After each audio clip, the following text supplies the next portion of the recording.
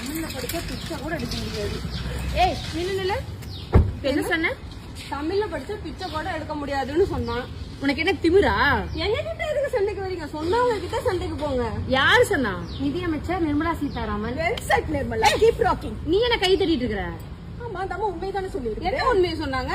அதாவது தமிழ்ல படிச்சா டாக்டராவும், வக்கீலாவும், ஆடிட்டராவும், என்ஜினியராவும், பிசினஸ் பீப்புளாவும் ஆகும். உலகம் முழுக்க போய் பறந்து பறந்து வேலை பார்ப்போம்.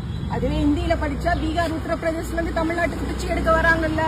தமிழர் யாராவது பிச்சை எடுக்க முடியாது கேள்விப்பட்டிருக்கிறோமா? அந்த அம்மா கரெக்டா தான் சொல்லி இருக்குது. அதான் அம்மா அப்படி சொல்லி இருக்குதா?